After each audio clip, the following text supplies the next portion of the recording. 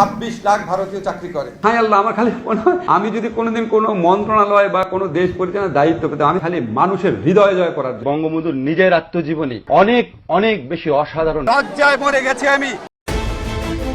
হায় আল্লাহ খালেদ বা বাংলাদেশে 26 লাখ ভারতীয় চাকরি করে, কিংবা আমি 1 টাকাও দুর্নীতি করিনি।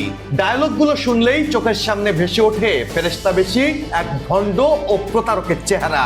কখনো বঙ্গবন্ধুর প্রশংসায় পঞ্চমুখ, আবার ক্ষমতার লোভে শেখ হাসিনার পতনের রাজপথে। কখনো রাজাকারের ফাঁসির দাবিতে শাহবাগে, আবার কখনো বসেছেন জামায়াতের কোলে।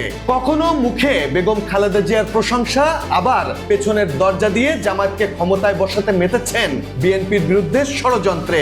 মুখে বলেছেন জীবনে একবার ক্ষমতায় গেলে জান প্রাণ দিয়ে কাজ করবেন জনকল্যাণে, অথচ চেয়ারে বসেই দুহাত ভরে কামিয়েছেন অবৈধ অর্থ। একদিকে ফেসবুকে সাধুর বেশে বড় বড় আদর্শের বুলি, অন্যদিকে পর্দার আড়ালে কোটি কোটি টাকার খেলা।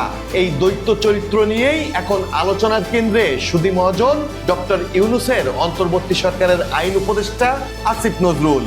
জীবন দিয়ে কাজ করতাম খালি মানুষের হৃদয় জয় করার জন্য। ইউনূসের অপশাসনের গণ্ডি পেরিয়ে রাষ্ট্রীয় ক্ষমতার মসনদে বিএনপি চেয়ারম্যান তারেক রহমান। একদিকে অন্তর্বর্তী সরকার নামে দানবদের ফেলে যাওয়া লাইনচ্যুত বাংলাদেশ এরই মধ্যে চলতে শুরু করেছে রাইট ট্র্যাকে, অন্যদিকে একের পর এক অনুসন্ধানে বেরিয়ে আসছে বাংলাদেশকে মব রাজ্য বানানো ইউনূস ও তার দানবীয় উপদেষ্টাদের দুর্নীতি এবং লুটপাটের তথ্য, যেখানে বড় বড় অক্ষরে লাল কালিতে লেখা পড়েছে আসিফ নজরুলের নাম।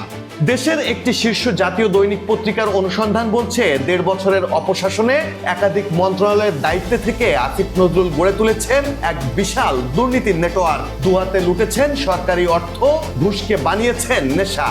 ব্যক্তিগতভাবে আমি মনে করি কোনো রাজনৈতিক দলকে নিষিদ্ধ করার পক্ষে আমি না। আওয়ামী লীগ বাংলাদেশের স্বাধীনতা সংগ্রামে নেতৃত্ব প্রদানকারী দল। অনুসন্ধানে আসিফ নজরুলের বিরুদ্ধে প্রথমেই উঠে এসেছে বদলি বাণিজ্য ও ঘুষের মহোৎসবের অভিযোগ। 403 জন সাব রেজিস্ট্রারের মধ্যে 282 জনকে বদলি, এর মধ্যে অন্তত 200 জন ঘুষ দিয়ে কিনেছে পছন্দের পোস্টিং।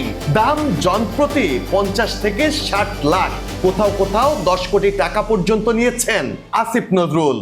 তারপরই আছে বিচার বিভাগে হস্তক্ষেপ, জামিন বাণিজ্য, এমনকি ঘুষের পাল্লায় মেপে আইন বিক্রির অভিযোগ। আইন উপদেষ্টার চেয়ারে বসে একদিনেই 252 বিচারকের বদলি, যেখানে সুপ্রিম কোর্টের মতামতই উপেক্ষা করেছিলেন আসিফ নজরুল। অভিযোগ আছে এই মেগা বিচারক বদলির পেছনে ছিল শত কোটি টাকার ঘুষের সিন্ডিকেট। টাকার বিনিময়ে আলোচিত আসামিদের জামিন, একদিনে 3 মামলায় পর্যন্ত জামিন, যার নজির নেই দেশের বিচার ইতিহাসে। গান বাংলার তাপস থেকে শুরু করে বড় বড় শিল্পপতি ও ব্যবসায়ী আসিফ নজরুলকে ঘুষ খাইয়ে সবাই পেয়েছেন বিশেষ সুবিধা। 282 জন সাব রেজিস্ট্রার নিয়ম বহির্ভূতভাবে বদলি করে শতাধিক কোটি টাকা ঘুষ বাণিজ্য করেছে। ডিসি ও সচিব পদায়ন, রিক্রুটিং লাইসেন্সে শত শত কোটি টাকার খেলা খেলেছেন আসিফ নজরুল। দেশের প্রত্যেকটি জেলায় জেলা প্রশাসক থেকে শুরু করে মন্ত্রণালয়ে সচিব বদলি, পদ পেতে সবখানেই আসিফ নজরুলকে দিতে হয়েছে কোটি কোটি টাকা। মেধা মেধা করে গলা ফাটানো আসিফ নজরুলের কাছে মেধা নয়, বদলি ছিল টাকার উপর নির্ভরশীল। একসাথে 252টি নতুন রিক্রুটিং লাইসেন্স অনুমোদন হয় আসিফ নজরুলের হাতে, যেখানে প্রতিটি লাইসেন্স অনুমোদনে 1 থেকে 2 কোটি টাকা হাতিয়েছেন আসিফ নজরুল। যারা টাকা দেয়নি তাদের আবেদন বাতিল করেছেন কলমের খোঁচায়। এমনকি 3 দিনের মাথায়ও এ গ্রেডেরটা সি গ্রেডে, বি গ্রেডের সি গ্রেড, অথবা সি গ্রেডের যে সাব রেজিস্ট্রার তাদেরকে এ গ্রেডে, অর্থাৎ কোনো নিয়ম নীতির তোয়াক্কা করা হয়নি।